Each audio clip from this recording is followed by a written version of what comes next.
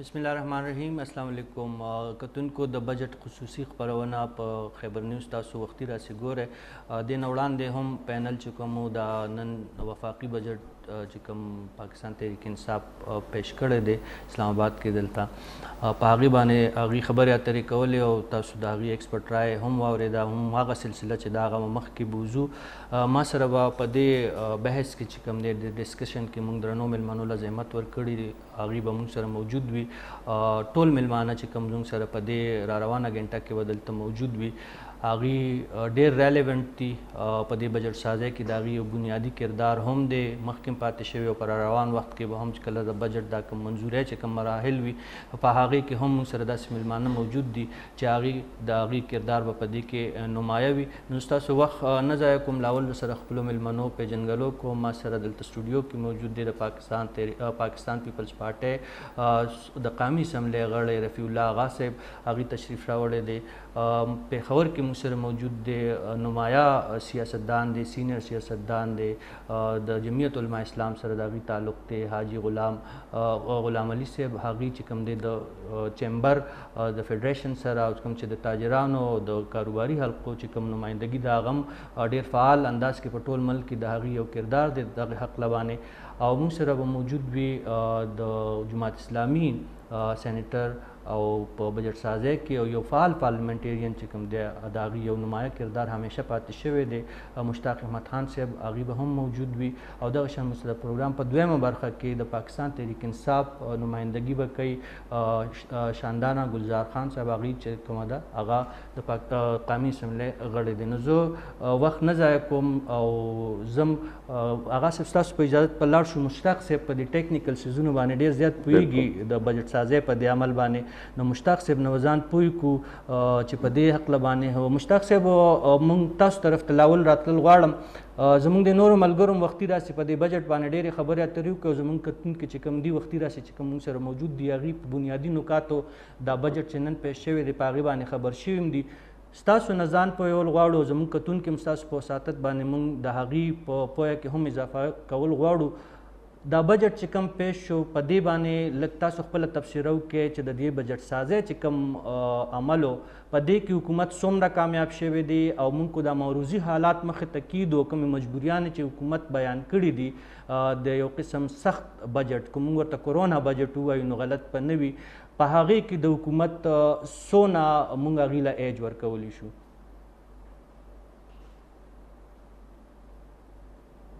الرحمن الرحیم. رشید خان صاحب ډیره شکریه، ډیره مننه. زه کوشش کوم چې پولیټیکل سټیټمنټس په ځای باندې ټیکنیکل او فیکټس اینڈ فیګرز په بنیاد باندې اعداد شمار په بنیاد باندې یو کنسټرکټیو کریټیسیزم مثبت او تعمیري تنقید وکړو او کم از کم حکومت ته د اصلاح لپاره یو لار وښیو. یو خبره ابتدا کې لایټ موډ کې وکړم چې د بجټ په باره کې عموما ته راځي چې یوی دروغ، یوی سپین دروغ او یوی بجټ. نو دا دروغ هغه دریم اوچت قسم دی لایټ موډ کې چې کله زموږ د بجټ تاریخ وګورې نو خبره دا ده چې دا خبره ډېره غلطه هم نه ده. موږ عمومي په بجټ کې یو قسمه دعوې وکړو، اعداد شمار یو قسمه وښیو او بیا وروسته پته ولګي چې هغه دعوو هم حقیقت نشته دی او دې سره سره هغه اعداد شمار هم اکثر غلطي او بیا حکومت په خپله ریوایز کې په دې تیر کال بجټ کې حکومت دا کار وکړ چې کوم اعداد شمار خولي په بجټ کې بیا وروسته هغه ریوایز کړه او دی وویل چې نه داسې نه داسې ده. نو یو قسم له دا ته پې اعتماد نشي کولی، یقین نشي کولی چې دا کم اعداد شمار ویلي دي دا به ټیکي په دې به دې سټینډ وکړي، قایم به پرې پاتې شي او که نه او دا کمې دعوې چې وکړي دا دعوې به سر ته ورسي که نه. یو خو ده. خو دویم څیز دا دی چې بجټ یو ډېر حساس او سینسیټیو او ډېر لوی ریسپانسیبیلیټي ده او دا صرف د اعداد شمارو یو پلنده نه ده بلکې دا یو مورل ډاکومنټ دی، یو اخلاقي دستاویز دی. ته قوم سره د قوم امانتونه تا سره دي، د قوم خزانه تا سره ده او د قوم هغه امانتونه او خزانه په قوم باندې په بهترین انداز کې خرج کول او هغې له ترقي ورکول وده ورکول دا ستا دستوري ریسپانسیبیلیټي ده، دا ستا مورل ریسپانسیبیلیټي ده. نو په دې وجه بجټ چې دی دا د صرف د اعداد شمار یو ګورکدنده، یو پلنده، یو مجموعه نه ده بلکې یو مورل ډاکومنټ هم دی. د دې ابتدایي خبر نه پس تاسو ته هم چې بجټ تاسو وایي چې را بجټ ښه دی او که ښه نه دی د دې زه تاسو ته یو پیمانه سیټ کوم او بیا به ډیټیل کې انشاءالله وروستو پای باندې خبره کوم بنیادي طور زموږ د اکانومي کی چیلنجز سری هغه کی چیلنجز که موږ لوکیټ کو نو بیا به موږ سره یو پیمانه راشي یو تله به راشي یو ترازو به راشي او موږ به بیا په دا بجټ نه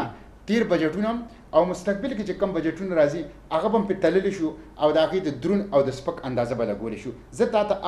هغه میزان او هغه تله او هغه چې کوم یو فریم دی هغه تاسو ته درکول غواړم زموږ د اکانومي د پاکستان د اکانومي پخواني چیلنجز دا دي چې زموږ لوی چیلنج دی لو ګروث ریټ کم شرعي ترقي آیا دا کم شرعي ترقي به په دې بجټ په ذریعه سره لري شي په دې کې دا دعوه شوې ده یا نه ده شوې یا هغه دعوه که شوې ده هغه اعداد شمار سپورټ کوي که نه یو دا کی چیلنج دی زموږ د پاکستان د اکانومي د دې کی چیلنج جواب په دې بجټ کې څه دی نمبر 1 دویم چې زموږ کی چیلنج دی زموږ د بجټ هغه زموږ چې کوم فسکل ډیفیسټ دی زموږ چې کوم مالیاتي خساره ده پخوانه مالیاتي خساره زموږ را روانه ده او هغه یو کی چیلنج جوړ شوی دی آیا هغه فسکل ډیفیسټ یا مالیاتي خساره یا بجټ خساره هغه په دې بجټ کې به ختم شي د دې پالیسۍ د دې بجټ دستاویز په نوم کې دریم سیز چې زموږ کوم د بجټ کوم لوی سیز دی هغه نیشنل ډیټ سروسینګ یا ریپیمنټ دی یعنی موږ به چې کوم فارن ډیپنډنسي ده په بیرونی ملک باندې زموږ انحصار دی مالیاتي ادارو باندې آی ایم ایف باندې ورلډ بینک باندې ایشین ډیولپمنٹ بینک باندې امریکې باندې یورپی یونین باندې پیرس کلب باندې آیا فارن ډیپنډنسي به یا دا به ختم شو موږ به سیلف ریلاینس طرف ته خود انحصاري طرف ته لاړ شو دا دریم کی چیلنج دی څلورم کی چیلنج دا دی چې انفلیشن او ان امپلایمنٹ افراط زر مهنګایي او بیروزګاری دا پاکستان کې ورځ تر ورځې سیوا کیږي د دې کی چیلنج جواب په دې کې شته دی او که نشته دی او پنځم کی چیلنج چې کوم دی هغه دا دی چې زمونږ کوم سرکولر ډیټ دی لکه پی آی ای دا وابډا دا سټیل میل دی د دې خسارې دی وخت کې ورسېدې 2.1 ټریلیون یعنی 2100 ارب ته د دې دا ایکسپینډینګ بیلون چې دی دا پوکڼی پړسیږي په بره روانه ده خسارې سیوا کیږي زموږ د سرکاري ادارو نو دا ایکسپینډینګ بیلون به کم شي دا سرکولر ډیټ چې کم زموږ کم دی دا به کم شي د دې جواب په دې بجټ کې شته دی دا یو کی چیلنج دی او شپږم چې کوم کی چیلنج زموږ دی هغه بلیډینګ ایس او ایز یعنی دا چې کوم خسارو کې روان دي ادارې زموږ 127 سټیټ اون انټرپرایزز دا د دې د خسارو د راشتو څخه حل موجود دی او و مواخري چیلنج دا دی کووډ 19 آیا د کووډ 19 چې کوم چیلنج دی په معیشت اثرات په تعلیم اثرات په صحت اثرات په بزنس اثرات په ریمیټنسز اثرات په ایکسپورټ اثرات اوورال په ټول اکانومي اثرات د هغه اثرات په دې بجټ کې لا نو دا و ما تاسو ته پیمانه سي مشتاق صاحب آیا دا و کی چیلنجز دي زموږ اکانومي د دې و کی چیلنجز جواب په دې بجټ کې شته راو جی مشتاق صاحب تاسو دې بنیادی نکات اوچت کو زما خو دونه په تفصیل او دونه په فصاحت باندې تاسو دا مسلې مخې ته کېښود چې د ټولو خو ماته پته ده چې آغا صاحب هم وایي چې په دې بجټ دستاویز کې د هغې جواب نه دی او تاسو ډېر په اختصار سره وایي زه یم چې تاسو په دې باندې بیا تاسو نه به زه بیا حل هم وغواړم چې څنګه بجټ حکومت ته ورکول پکار و په هغې باندې به تاسو په تفصیل خبرې وکړئ خو د نورو مېلمنو لږ نظر به د هغې هم شامل کړو لږ بیا به ستاسو طرف ته بیا راشم آغا صاحب مشتاق صاحب خو ډېر ښکلې دا شپږ نکات چې کوم اوچت کو واقعي خبره دا ده چې د شپږو نکاتو چې کوم هغې حل د تلاش خبرو که زما په نظر خو دا دستاویز چې دی نو لږ ډېر وختي داسې مونږ هم وکتو دا تاسو هم ټوله ورځ په دې باندې خپل سر چې دی هغه خلاصولو کوشش وکړو مونږ خو پکې صرف یو څیز دغه ولیدو چې پاکستان د 13 او یو کالو نه په معاشي بدترین حالت کې دا وخت چې دی د هغې سره مخ شوی دی تاسو نن په اسمبلی کې موجود دا مشتاق صاحب چې کوم نکات اوچت کو تاسو ته پکې د دغه نکاتو څه حل په دې ټول دستاویز کې دا ما سره چې کوم دا دی په لاس کې تاسو سره پروت په خپل دغه کې دفتر کې یا په ګاډي کې تاسو ته پکې دغه څیز ښکارې شوی دی که نه بسم الله الرحمن الرحیم ډیره مهرباني صافي صاحب خبره داسې ده چې د مشتاق صاحب خو یو سینیر پولیټیشن دی او ډېر بهترین د یو کردار دی په هاوس کې اپر هاوس کې لیکن دا کم خبرې چې وکړې که نه چې دی یو هم سولوشن یا حل هی که نه په دې ګورک دنده کې د اعداد و شمارو چې کوم ګورک دنده ده په دې کې د یو حل یو پوینټ حل وشي هم که نه نو زه وایم چې د غټه کارنامه به کامیابي ده او پی ټی آی ته د نور څه کول ضرورت نشته. ایشو دا نه ده چې څه ټایم یو صلاحیت نه وي که نه، قائدانه صلاحیت نه وي، یو ویژن نه وي، یو د مشرانو ګوره زموږ ستاسو د اجرېو د کلو د علاقې مشرانو موږ تاسو څرنګه پېژندلی دي، د مشرانو د فیصلو نه د دو د کول و فعل نه. نو اوس خبره دا ده چې دغه پرایم منسټر و او دغه اسد عمر صاحب و، دو دا زما په ډسټرکټ کې پاکستان سټیل مل ته راغلو او دو ویلې چې منیجمنټ به زه داسې راولمه چې هغه به دغه اداره آغا صاحب دا سرکاري ملازمین خو د 4 بجو نه پس مایوسه شو، د سټیل میل ملازمین به غریبانان خو لا بجټ د رقم نه لګېدو چې هغوی ته کورونو ته لیږلو فیصله یې کړې وه. بله خبره تاسو ته کوم، زه په اسمبلی کې دننه مونږ پروټیسټ کوو نو ما ته د هاوس امپلائیز را نزدې شو، ما ته خدا کے لیے ہمارے لیے بھی کچھ بولیں، سرکاری ملازمین ہم لوگوں نے کیا کیا، ہمارا وہ چې زموږ اوس گزاره تنګه ده او دې بجټ کې چې دوی موږ له اسم نه ږدي نو موږ څه ګناه کړې ده. خدای دپاره زموږ دپاره هم څه خبره وکړئ. خبره دا ده چې دلته ویژن نشته، دلته لیډرشپ نشته. دا ټایم ملک په خپله پرایم منسټر دا ایکسپټ کوي، اون کوي، دا وایي چې فیصلې زه نه کوم، اشرافیه کوي. اشرافیه څوک دي؟ هغه به پرایم منسټر دا خبره کلیر کوي چې څوک دی. چې مثال کې طور ته په خپله دا خبره کوي چې زه اونلی ډمي ستا یو هوسټ یم، زه چې سوال هم کوم ما ته بل څوک وایي. مشتاق صاحب ډېر ښکلې دا نکات کې خو د ستاسو په نظر کې که تاسو موږ ته وویلی چې زموږ دا کتونکي به پرې هم پوه شي، په دې بجټ کې ټولو نه خطرناکه خبره موږ ته خو پته د خسارې والا بجټ دی، د عوامي ریلیف نه ورکولو بجټ بظاهر ښکاري. تاسو ته پکې ټولو نه خطرناکه نکته په دې ټول بجټ کې څه ښکاري؟ ټول نه خطرناکه خبره صافي صاحب دا ده چې دا کم چې زمونږ دې بجټ نه دا شی کلیر کیږي چې را روان وخت کې به پاکستان کې 20 کروڑ خلک د غربت د سطح نه کته راځي او دا فیګر به ستا ته 3-4 میاشتې کې بدن نه دنه زه تا ته لا ډېر ټایم ښیم. او بېروزګاري مغه 6 کروڑو ورکفورس کم دی، هغې کې آلریډي په لکونو کروڑونو خلک بېروزګار او نور زه تا ته وایم چې ته دول چې هم 1 کروڑ لوگوں کو نوکری دیں گے، 3-4 کروڑ کسان به او په داسې سچویشن ته موږ ورسېږو چې زما به ستا په کپړو باندې دا وایي چې تا ولې داسې اچولي دي. موږ ډېر خطرناک سچویشن ته روان یو. نو خدای دپاره هغه غله، هغه فراډیان، هغه بقول د دو هغه خو نه دا فرشتې. هغه صاحب ستاسو طرف ته بیا راشو، حاجي صاحب موجود دی، حاجي غلام علي صاحب، تاسو پوښتنه مې دا ده کاروباري طبقې دلته تاسو هم نمایندګي کوئ. د حکومت دعوه دا ده چې دا بجټ چې دی دا ټیکس فری دی، نو کم از کم زما په خیال څه ناسه ریلیف خو به دا کاروباري طبقه د بجټ دستاویز نه به هغوی ته څه ریلیف هغوی محسوس کړي یې. تاسو لږ مونږ په دې خبره باندې پوه کړئ دا ټیکس چې دوی نه دی لګولی، ټیکس فری بجټ ورته دوی وایي، دا کې څونه حقیقت دی او د دې به آیا کاروباري طبقې ته څه فایده هم شي او که نه؟ حاجي صاحب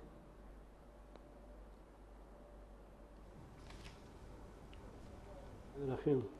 ټول نن به خو خپل ورور مشتاق صاحب ته، هغه صاحب ته، تا ته او اورېدونکو ته ما ته اپنا ډېر د مینې ډک سلام. ډېره مننه. ګورئ جی د پاکستان بجټ چې کوم دی که نه، دا د وروستو دې 40 کالونه د الفاظو ګورګدندۍ جی بالکل او هر سړی چې راشي نو په بجټ کې د ډېر ښایسته طریقې سره دغه تقریر وکړي، لیکن چې د بجټ بکس ګورې نو هغې کې به هر څه د دې خلاف وي. او بیا 2 میاشتې پس څنګه چې زما ورور مشتاق صاحب ویلي 2 میاشتې پس بیا 15 میاشتې پس او بیا 7 میاشتې پس دا خبره په ریکارډ راولئ چې دا به 3 بیا مینی بجټ پیش کوي. داسې څه قانون او لا او اخلاقیات نشته چې دا کم ډاکومنټ چې کم دی دا د قوم سره یو واده کیږي، یو اګریمنټ ورسره کیږي چې د دې امپلیمنټیشن همداسې وشي چې څنګه دوی وایي. ګوره موږ پرایم منسټر سره چې کله ملاقات کیږي موږ ته وایو چې ته څه ووې، نوټیفیکیشن د هغې خلاف راځي. اوس تاسو ګورئ یعنی د حکومت مشتاق صاحب هم د دې علاقې نه تعلق لري سیاسي بحث طرف ته نه بوزو دا تاسو کوم د عمران خان صاحب نه ګیله کوي چې نوټیفیکیشن بل څوک کوي نو بیا خو زموږ دا ټول بحث چې کوم دی دا ایرلیونټ کیږي او په عمران خان صاحب نه مونږ ګیله نه کوو مونږ خدا وخت چې کوم دا جړه فریاد په دې فورم باندې کوو نو د عمران خان صاحب به داسې تړي 11 میاشتې نه جی 11 میاشتې مخکې د قبایلی علاقه جات چې کوم دا زم کېدل نو یو نوټیفیکیشن حکومت وکړ جی بالکل چې دا مراعات به د دې خلکو ته د دې صنعتکارو ته 15 کاله یي نوټیفیکیشن یې وکړ او نن په دې بجټ کې هغه ټول مراعات ختم کړل تاسو د نوې صوبو غم کوي دا پی ایس ډي پی د کم چې د صوبو کم پی ایس ډي پی دا پاغه کې د ټول نه زیاته غټه کټوتی چې کومه دا غ د خیبر پختونخوا د بجټ دې تر اعظم کنه جی دا ګوره ما سټډي کړي لګ ډیر جی جی او بیا په دې معنی فیډریشن اف پاکستان چیمبر اف کامرس منګل پورز به پریس کانفرنس کوي ډیټیل چې څه د کې دی او څه خدي او څه بد دي او څه تجاویز چې مونږه فیډریشن اف پاکستان چیمبر اف کامرس اینڈ انډستری حکومت له ورکړیو چې هغه باندې څومره امپلیمنټیشن شوی خو زه دا وایم چې ګوره بیروزګاری به زیاتیږي څنګه چې مشتاق صاحب او آغا صاحب ویلي ځکه چې صنعتي ترقی لګیا د رکاویږي صحیح زمونږه ایکسپورټ لګیا دی کمیږي زمونږ وګورئ کپاس چې کم دی دې کې کمی راغې او تاریخ کې پهله ځل دی چې مونږه غنم یعنی یو زرعي ملک مونږ غنم امپورټ کوو به سکال حاجی صاحب تاسو خو د 13 کال خبره کوي را روان کال د خدای نور خېلو کې اوس خو په قاطع مولا خان په زراعت باندې راینختی دي یو خو د خو معاشي پالیسیانې را دي او بل د خدای طرف نه په دغه عذاب اوس په سکال غنم امپورټ کوو کنه ټیک شو نو موږ دا وایو ګوره جی پکاردار چې بیا پهله ځل دی شاید دا د پاکستان په هسټري کې مشتاق صاحب به زما رهنمایي وکړي چې د سرکاري ملازمینو تنخواګانې نه زیاتېږي او ګرانی 100% زیاته شوه کم وزیر اعظم چې د مدینې د سیاست د ریاست خبره کوي هغه په خپله قوم ته ویل چې زما په تنخواه زما کور نه چلی نو دا تپوس ته کول پکار چې د مدینې په ریاست کې چې کم سړی 8000 روپۍ میاشت لري او هغې کې اضافه ونه شي د هغې کور به څنګه چلی یعنی حاجي صاحب که ستاسو خبره زه سمرایز کم ستاسو په نظر بېروزګاري او کم چې مهنګایي دا د دې بجټ په نتیجه کې به هغه نوره هم سیوا کېږي ستاسو دا وینا ده مشتاق صاحب تاسو وختي چې کوم هغه ټیکنیکل ډېره به زیاتېږي جی مشتاق صاحب هغه ټیکنیکل نکات تاسو چت کړي وو هغه شپږ چې کوم بنیادي خبره هغې سره زما هم اتفاق دی دا نور مېلمانه چې کوم ستاسو خبره یې واورېده هغې سره اتفاق وکړو چې دغه واقعي زموږ د معیشت بنیادي مسایل هم دغه شپږ دي ستاسو راته اوس ووایه چې آیا په دې بجټ کې دا کوم دستاویز چې دا د پروت دی مونږ ته مخې ته په دې کې دغه مسلو طرف ته څه توجه ورکړی شوې ده او زما به هغه وختینۍ پوښتنه بیا هم وي چې د کرونا چې کومه وبا ده دا یو غیر معمولی صورتحال دی په دې کې حکومت څونه هغې له مونږ ایج ورکولی شي او څونه د حکومت په دې کې چې د هغې ته مونږ ویلی شو چې او دا د حکومت مجبوري ده شکریہ جی رشید خان ما خو تاسو ته ویلي چې زه به یو کنسټرکټیو کریټیسزم کوم او عدد شمار په بنیاد باندې مې کوم حکومت ته به لار هم ښیم چې دا لار ده تاسو چې کوم خبره وکړله په دې بجټ کې 11 داسې څیزونه چې ډېر خطرناک دي او هغه 11 څیزونه زه تاسو ته په یو جمله کې دا 11 څیزونه لومبی څیز چې په دې بجټ کې دی هغه موږ ته دا ښیي چې جی ډي پی ګروت د 1952 نه پس پړومبي ځل ماینس ته لاړ بالکل شرانه موږ دا حکومت چې راغلی جی ډي پی ګروت 5.5% 70 سال کې پړومبي ځل جی ډي پی ګروت -0.3 ته لاړ او دا دی وی چې -0.3 دی زری اکونومست وی چې دا -1.8 ته او سو کوی چې -2.3 دی خو بهرحال دی دا اکسپټ کړی دا چې جی ډي پی ګروت زموږ پړومبي ځل نیگیټیو کې دی او -0.3 دی نو یو خطرناک څیز په دې کې دا دی دویمه خبره دا ده دغه ناست چیمبر نماینده حاجي غلام علي خان صاحب پړومبي ځل باندې زمونږه چې کوم صنعتي شعبه ده د هغې ګروت په ټول کال کې -2.64 دی ستا صنعتي شعبه ستا بیک بون دی ستا د ملا تیر دی د معیشت هغه په نیگیټیو کې لاړه. نو ملک په ترقی څنګه کوي؟ صنعتي شعبه روزګار ورکوي، صنعتي شعبه ایکسپورټ سیوا کوي، صنعتي شعبه ستا فسکل ډیفیسټ ختمي. نو ستا صنعتي شعبه -2.64 گروث ریټ ته، یعنی هغه گروث نه دی کړی، هغه وده نه ده کړې، هغه ختمه شوې ده، کمزوري شوې ده، راغونډه شوې ده، شرینک شوې ده. نو دویم سیز خطرناک پکې دی. دریم سیز خطرناک پکې دی چې په موږ باندې کمی قرضې دي، هغه زموږ د جی ډي پی 88% ته ورسېدي. حکومت وایي 88%. زموږ په پاکستان کې قانون دی، هغې ته وایي FRDL 2005 فسکل ریسپانسبلټي اینڈ ډیټ لیمیټیشن ایکټ 2005. د دې مطابق د جی ډي پی 60% نه زیاتې قرضې ته نشي اخیستی، او دې وخت کې جی ډي پی نه 88% ته قرضه ورسېدله. دا غیر قانوني ده، غیر قانوني ده. نو دریم خطرناک سیز پکې دی. څلورم خطرناک سیز په دې کې دی چې په دې کې کم کووډ-19 خبره تاسو وکړله. پاکستان د کووډ-19 په مقابله کې د خپل جی ډي پی 1% صرف لګي. تاسو ته پته امریکا سوره لګي 20%، تاسو ته پته زموږ گاونډ کې انډیا سوره لګي 10%، تاسو ته پته ساوث افریقا او بنگلاديش سوره لګي 10% د جی ډي پی. مونږ د کووډ-19 په مقابله کې د خپل عوامو باندې اونلی 1% اف د جی ډي پی. دا ډیر خطرناک دی. د دې د کووډ-19 په بنیاد باندې خلکو نه پیسې لې هغه ضرورت هغه ته راځم، خو په خلکو یې لګي نه اونلی 1% اف د جی ډي پی. بل د دې په مقابله کې امریکا 20%، خو هغه هو ترقی یافته ملک دی. انډیا خو ستا په شان ده، بنگلاديش خو ستا په شان دی، سریلانکا خو ستا په شان ده، ساوث افریقا هم دوره ډیولپ کنټریز نه ده، هغه 10% اف د جی ډي پی هغه لګي. خو بیا تاسو راشه دی ته زمونږ په ملک بیا انفنټ مورټیلیټي چې ده، ماشومانو یعنی په صحت باندې خرچ کم دی. د هغې په وجه زمونږ چې کوم 1000 بچي پیدا کېږي، په 1000 بچو کې زمونږ 57 بچي مري، او په انډیا کې 19 بچي مري، په سریلانکا کې صرف 6 بچي مري، په بنگلاديش کې 2 بچي مري. او زمونږ مورټیلیټي ریټ چې کوم انفنټ مورټیلیټي ریټ ده هغه 57 ده، ون اف د ډینجرس کنټري اف د ورلډ بچو د پاره ده. نو دا څلورم سیز دا موږ ته ریفلیکټ شي اکنامک سروے پاکستان کې اقتصادي سروے کې او بجټ کې. پنځم سیز چې کوم راغی هغه د اف بی آر دی. اف بی آر ځان ته یې چې 5500 ارب روپۍ راغونډو، او دا ډېر امپورټنټ دی. بیا وروستو وي چې دا خو موږ نشو راغونډولی. زه تاسو ته وایم چې دا به یو کړي عدد شمار یو ښیي، وروستو هغه ریوایز کړي. نو بیا هغه ریوایز کړه 800 ارب یې پکې کم کړه 4700 یې کړه. اوس وایي چې 4700 هم راغونډې نه شولې، اونلی 3900 ارب 1600 ارب روپۍ چې کوم دي ځان ته هدف یې د اف بی آر د هغې نه کمې راغونډې کړلې. دا ډېر خطرناک سیز دی. شپږم سیز دا دی چې زموږ د جی ډي پی چې کوم والیوم دی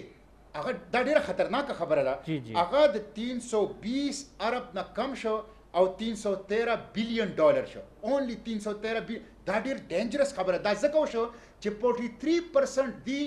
روپے ډیویلویشن وکړه، د روپے قیمت کم کړه. د هغې په وجه زموږ د جی ډي پی ټوټل والیوم د 320 ارب ډالر نه 313 ارب ډالر ته راغی. ومه خبره داره چې فسکل ډیفیسټ مالیاتي خساره هغه 6.6% وه چې کله دا حکومت راغی، او اوس هغه 9.4%، او ځینې ماهرین وایي چې دا ډبل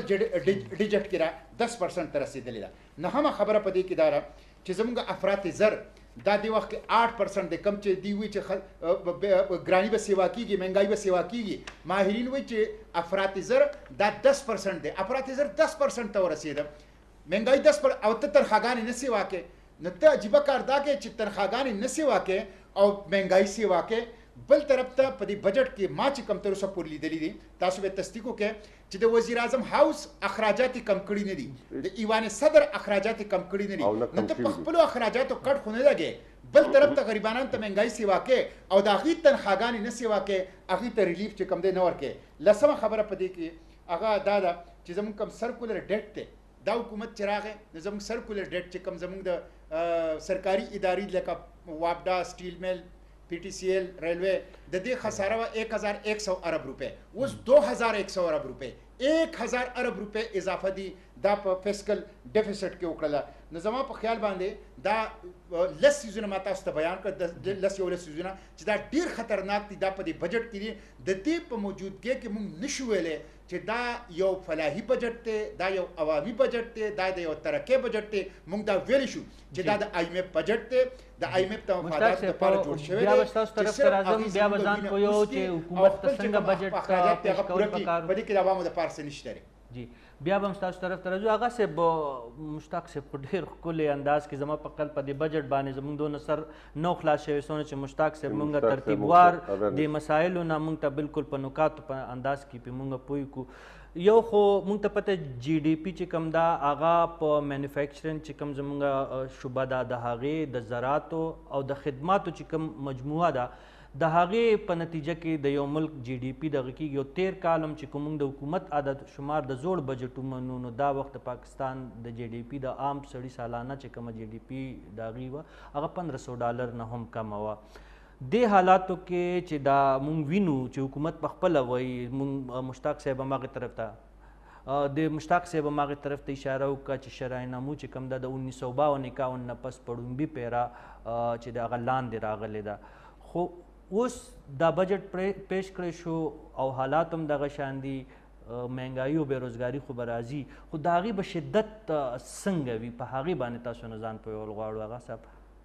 که ستاسو اجازت وي هغه صاحب دا زه یم چې تاسو په دې باندې بالکل په تفصیل باندې خبرو کې نو یو بریک ټایم دی کتونکو. هغه صاحب نو دا ما کوم نکات هغې مخې ته کېښودو په هغې به ځان پوهیو، خو دا وخت شوي په خپرونه کې د یو وړې شنده میوه.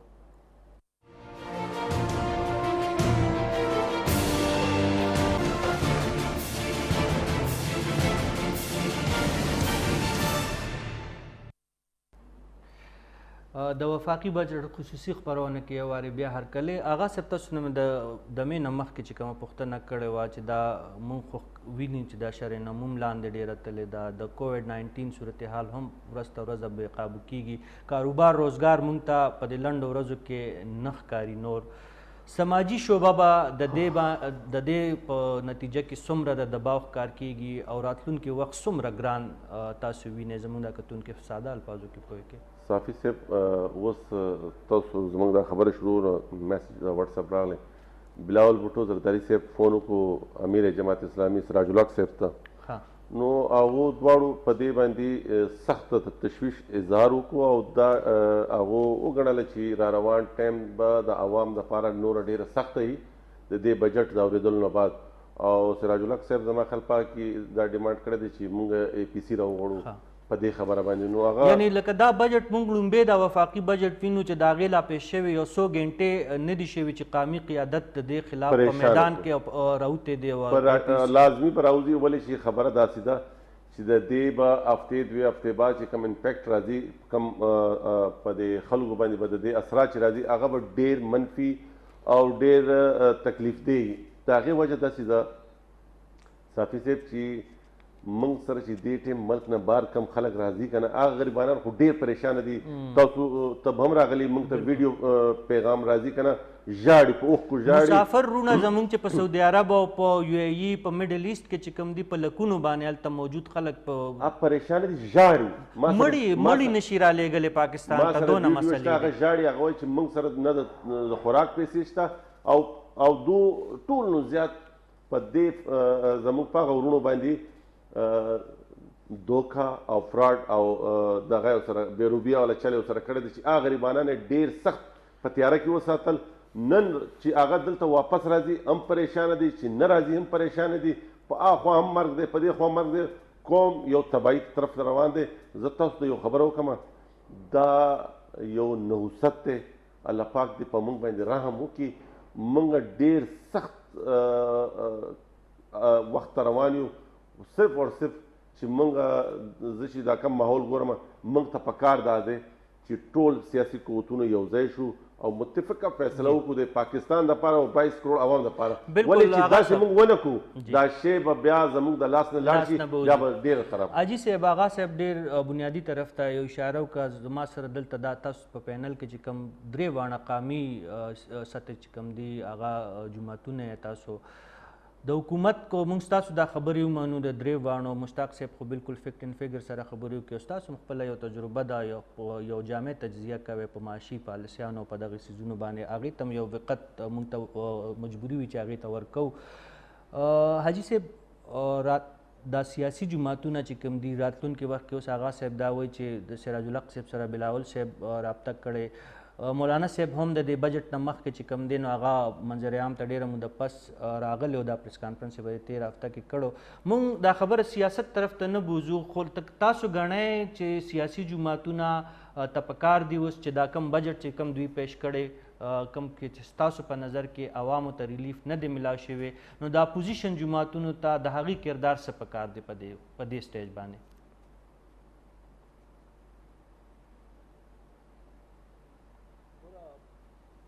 د سیاسي جماعتونو خصوصا د اپوزیشن جماعتونو دا ریسپانسیبیلیټي ده چې هغه د قوم او د ملک په مفاد کې نه صرف خبرو کی بلکې ټول قومي قیادت راغونډ کې او هغې دپاره جدوجہد وکړي نن وخت کې ګورئ زمونږ په دې 13 میاشتو کې عوام بے انتہا زیات پریشان دي تنگ شوي دي حکومت په خپله د حکومت پالیسۍ موږ وایو چې دا بجټ باندې به څنګه امپلیمنټیشن کیږي یعنی د زړو خلکو یو خبره وه تاسو به اورېدلي مشتاق صاحب به اورېدلي وایي چې د یو ټانګې کوچوان هر 3 میاشتې پس بدلی نو هغه ټانګ هم نشي چلی او هغه اسپ هم نه چلی نو دا یو وزیر وایي چې دا ناکام دی هغه وزیر راوالي بل ځای کې ولګوي نو څنګه به دا هر څه چلی ګوره قوم ډیر زیات پریشانی دا وزیر صاحب چې کوم دی دا خو ډیر تجربه لري دا خو د هغه صاحب دی بجټونه هم ډیر جوړ کړي دي او د دې وزیر صاحب خو ډیره تجربه ده په تیر وختونو کې هم ما دغه خبره کول غوښته چې د پیپلز پارټۍ او دغه شان په موږ سره دوه مخالفت کو د پی ټی آی صحیح حاجي صاحب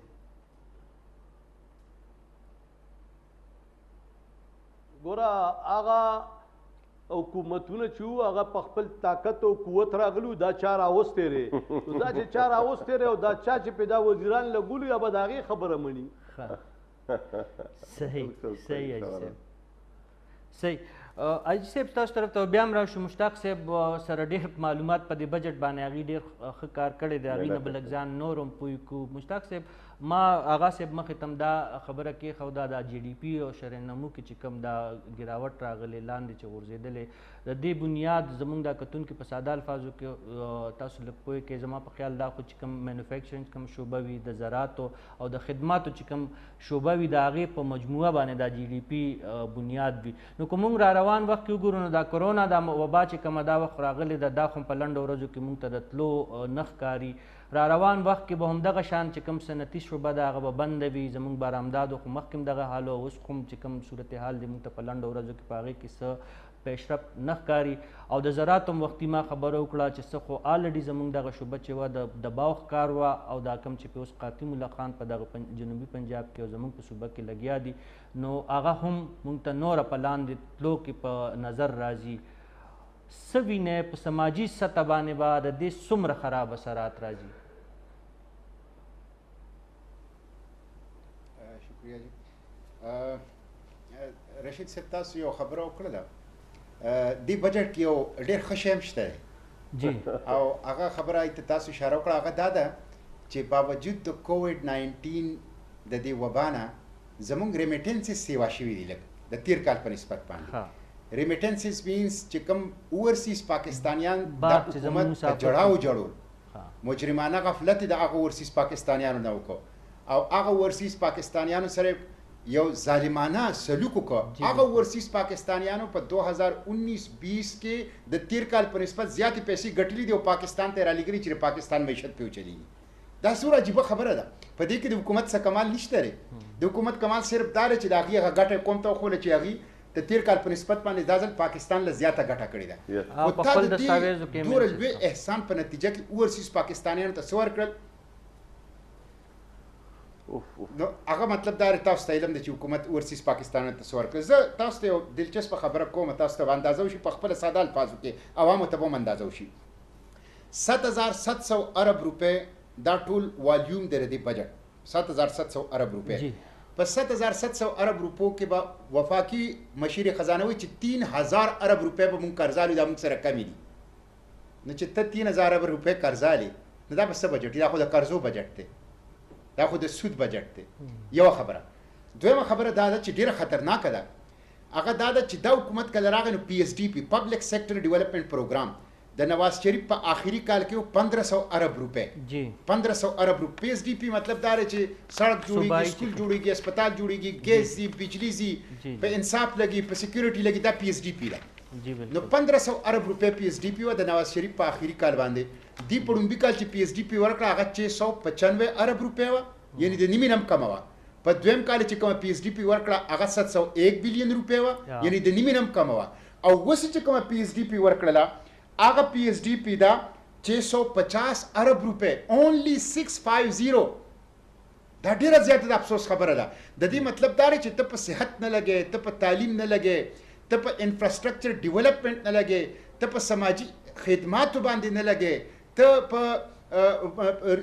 چې کوم هیومن ریسورسز دی په هغې باندې نه لګې، انساني وسایل راوچتولو باندې، او ته په ترقیاتي اخراجات تا کم کړي دي او غیر ترقیاتي اخراجات ته سیوا کړي دي. نو په دې وجه زه دا وایم چې په دې کې د عوامو دپاره څه نشته دی چې ستا PSDP دا د تیر کال نه کمه شوله، ستا PSDP په تیرو 3 کالو کې د ټول نه کمه شوله، او په آخري کال چې تیر حکومت کوم ورکړی و د هغې تقریبا 3 حصې ته راله. د دې مطلب دا دی چې عوامو دپاره په دې بجټ کې هېڅ نشته دی. مشتاق صاحب سبسډي دو ورکوي تو سبسډي یې ته ګوره غالبا مونږ سره هغه صاحب مشتاق صاحب حاجي صاحب مونږ سره شاندانه بیبي د پاکستان تحریک انصاف MNA د هغه په لاین د هغې نه ځان پوه کړو. شاندانه بیبي السلام علیکم.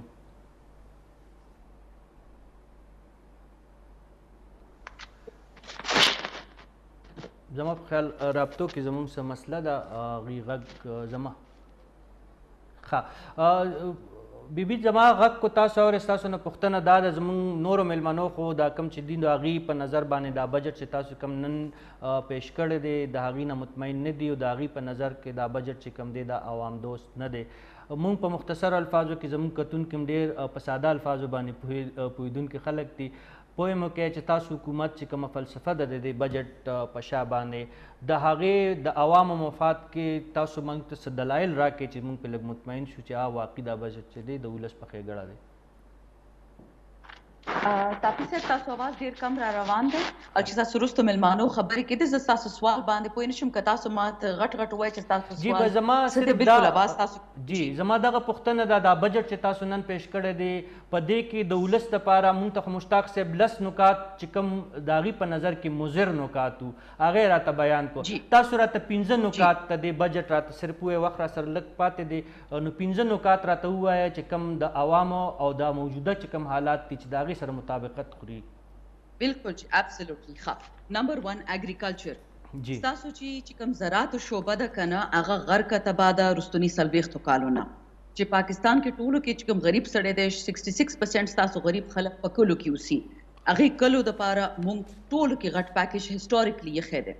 لاست 2 ایئرز کې مونږ 2.47 اګریکلچر یا زراعتو کې گروث خولی دی. ای باندې هېڅوک خبره نه کوي هله چې تاسو په کاشتکارو په زمیندار څوک څه کوي. اولنۍ خبره. دویمه خبره جی یو نوی ټاکس موږ نه دی اچولی چې کوم کس بزنس کول غواړي که سمال میډیم یا مایکرو انټرپرایز یو ټاکس هم نوی نه دی اچولی. نمبر 3 تاسو وګورئ چې کوم موږ څومره ایز اف ډوینګ بزنس پروویژنز واچول چې تاسو ورکوټې بزنسمین یي تاسو یاد شي آی ټي کارډ باندې جنګ چې 50,000 روپۍ تاسو چېرته نه خریداري وکړي نو هغې باندې موږ شناختي کارډ به راکړي خلکو ویل چې نه ورکوو هغه موږ 1,00,000 روپۍ ته واړولو. ښه تعلیم دپاره تاسو وګورئ تعلیم دپاره په دې کورونا ټایم کې او صحت دپاره چې موږ بجټ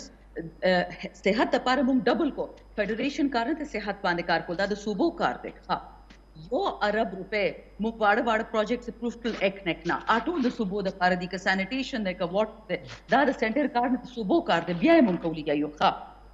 موږ 167 ټیرف لاینز باندې ډیوټي ختمه کړه یعنې چې کوم را مټیریل پاکستان کې نه ملاوي چې کوم خام مال تاسو ته پکاري هغې باندې پاکستان هسټري کې اولي ځل موږ ډیوټي لرې کړه. تاسو دا هم خبره ده چې پته ده چې پاکستان کې چې کوم دا زراعت والا مشینونه ني دې باندې هم خلک ټیکسونه اچي چې کوم ټریکټر پاکستان کې نه جوړیږي باقي باندې هم امپورټ کیږي هغه هم ختمه کړه نور تاسو وامه چې کوم د ماشومانو او ښځې ته پاکستان کې ټولو کې لویه شره ده چې زموږ ښځې او جینکې ماشومانو پیدا کولو کې مړه شي هغې ښځو دپاره هغې ماشومانو دپاره دومره غټ پاکیج ورکړو هسټوریک پاکیج چې د دوی اوس خوراک فیډریشن په سر باندې شو اگین فوډ اینڈ ایگریکلچر صوبائی سبجیکٹ دی فیډریشن ځان دی باندې واغستو سټنټینګ از ا هیلث ایشو صوبې کې دی هغه موږ ځان باندې واچولو ښه صحیح وذ هولډینګ ټیکس موږ ختم کو سکولونو دپاره دې نه غټ څه شی شته چې تاسو خلکو تعلیم آسان کړي دا اولریډي زما اته پوینټس شو صحیح اته پوینټس دا خو تاسو په نظر کې ډېر کم بجټ ته په دې تاسو نور در کوم ټایم کم دی دا ډېر دی په دې اتو باندې د نورو ملمنو نظر یو جی تاسو طرف ته راځم یو سوال جی جی یو سوال شندانه تو ته چې د 1 کروڑ نوکری او 50 لاکھ ګر په دې حواله سره په دې بجټ کې څه شي دي جی ستاسو چې کوم انتخابي وعدې دي هغې طرف ته د رفیع الله صاحب ستاسو د اسمبلی ملګري دی هغه غواړي چې دغې دپاره چې کوم ستاسو غټې غټې خبرې وي چې کوم بېروزګاري ختمولو کومې دعوې وي او کوم د چت فراهم کولو چې کومه وعده وه د وزیر اعظم صاحب په دې بجټ دستاویز چې تاسو نن پیش کړي په دې کې د هغې دپاره څه دي بیا به د نورو وخت ډېر کم دی د نورو میلمنو طرف ته ورځم دوه میاشتې د خلکو رزق ختم شو څوک وایي 18 لاک څوک وایي 25 لاک 30 لاک موږ هغوی نه مړو تاسو نوې نوکرو غم نیولی اعظم واده خبره راغله هغه کوم دا قریبي راغلی ده په خلکو باندې ستاسو د زه به غواړم چې د مشتاق صاحب نور پاکستان باندې چې د مشتاق صاحب نظر هم واخلم او د دغه مختصر الفاظ دي چې دا حکومت چې کوم دعوې دي د زراعتو شعبه دا ټیکس فری بجټ چې کوم دی دا تعلیم زه ډېر ټایم نه علم مشتاق صاحب ډېر جامع خبرې وکړې زه به صرف یو د نن یو کال مخکې یا 9 میاشتې مخکې آصف علي زرداري صاحب پاسېدو په اسمبلی کې هغه ویل چې تاسو مهرباني وکړئ زراعت باندې توجه وکړئ او دا ټډي دل راځي د دې څه بندوبست وکړئ نو په ایمان چې زه تاسو هم چې زه ما په خپل هم په زړه کې خندل چې دا څه وایي او څه نشته ستاسو په نظر او دوه ویل چې دا فضول خبرې دي نو نن کوم دغه سفر صحیح حاجي صاحب وخت ډېر کم دی تاسو راته ووایه دا شاندانه بیبي چې کومې دعوې کوي دا اته نه ما خو په منځ کې هغې لږ شان دعوې نه کوم لیکلي دي هر څه په کاغذ کې لیکلي دي خلک هغې وایي چې په دې کې مونږ خیر کېدای شي زمونږ به پوهه بیبي دومره نه وي تاسو خو ډېر په وضاحت باندې دا کومې خبرې چې وکړو ډېرې ښې خبرې مو وکړو خو زمونږ په نظر باندې خیر یو وارې به بیا وګورو کېدای شي مونږ پرې نه پوه شوي خو د حاجي صاحب کاروباري طبقې سره دې تعلق دی حاجي صاحب د حکومت خو دغه دعوې دي دا شاندانه بیبي لږ لیټ زموږ پروګرام ته راغله د هغې دعوه دا ده چې دا ډېر ښه بجټ دی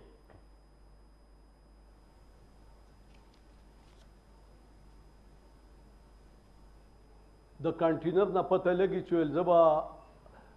8 روپۍ یونټ دی او دا به 6 روپۍ شي هغه 22 روپۍ شي نه هغه خو بیبي خبره ختمه کړه که نه هغه انتخابي وعدې وې کومې چې وي هغې باندې روپۍ دي حالات چې دي چینج شوي دي هغې زړې خبره خبرو ته نه ځو نو دا خو شاندانه بیبي چې را د هغې زه ډېر ریسپیکټ کوم زمونږ ډېره معتبره والد صاحب ستاسو ملګری ده خو د هغو دا ټولې زباني وعدې دي دا ورته ووایه چې په دې بجټ کې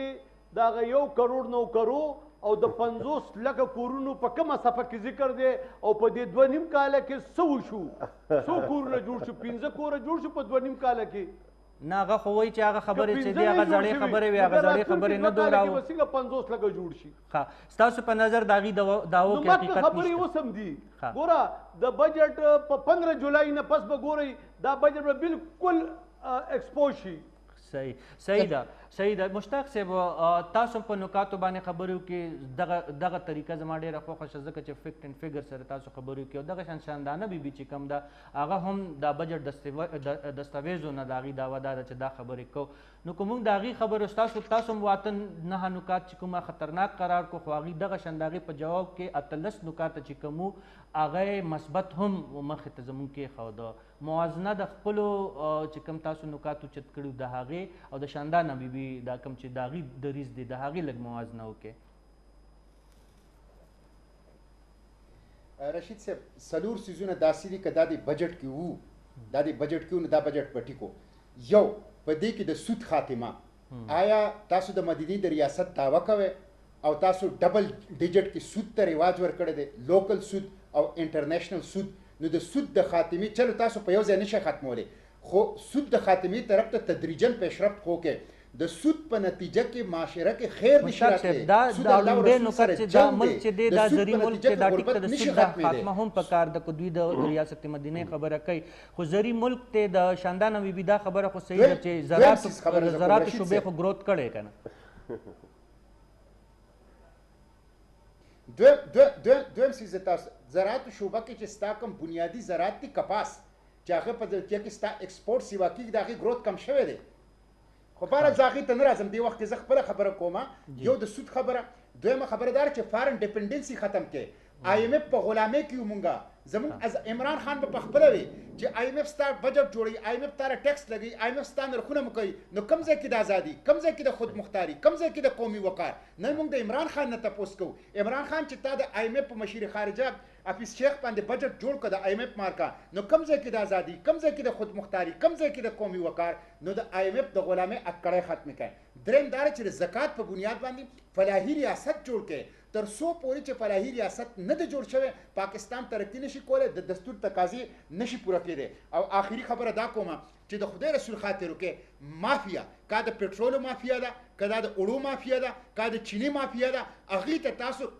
ریلیکسیشن ورکوي انسنټیو ورکوي کنسیشن ورکوي هغې ته تاسو سکیمونه ورکوي عوامو ته تاسو نه ورکوي د دې مافیا نه د خپله توجه را دفاع کې که هغه اوړو مافیا ده غنمو مافیا ده که هغه شوګر مافیا ده که پټرول مافیا ده او عوامو طرف ته دا خزانه راوګرځوي شاندانه بیبي مشتاق صاحب څلور نکات بنیادي اوچت کړه کوم چې د سود د خاتمې کومه خبره ده په دې بجټ دستاویز کې واقع چې تر دې دمه پورې زما د نظر نه تیر شوي دغه خبره او بل د فلاحي ریاست چې کومه د پاکستان تحریک انصاف کومه دعوه د هغې وایي چې موږ یو فلاحي ریاست په د پاکستان نه جوړو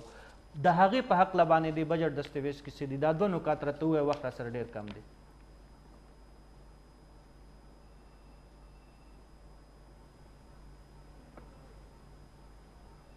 نشته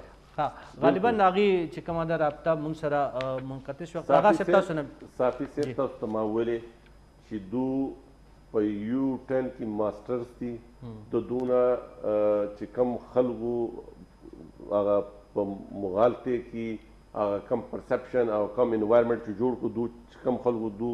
هغه غلط شوي دي هغه نن ډېر په ځان پښیمانه زما په خیال د حکومت نمایندګي دې وخت کې موږ سره نشته اوس په سند حکومت هم د پیپلز پارټۍ هلته حکومت دی هغه به یو صوبایي بجټ پیش کوي په هغې کې اوسه پورې څه هوم ورک دی او د سند حکومت نه څه توقعات موږ سره رول ماډل جوړول چې څنګه چې په د کووډ 19 کې چې کوم د سند حکومت هغې لیډ کړه دا ټوله بیماري چې کومه وه په دې هکله باندې هغې لیډ کړه نو آیا د صوبو په هکله باندې موږ دا ویلی شو چې مراد علي شاه صاحب به داسې بجټ ورکړي چې دا نورې صوبې به تقلید مشتاق صاحب چې څنګه یو خبره وکړه که نه چې موږ په د کرونا باندې نو زه تاسو سره دا کمیټمنټ کوم چې د سند ګورنمنټ بجټ په دوو خبرو باندې فوکس وي یو هیلث دویم ایجوکیشن نور ولې چې زموږ سره وفاق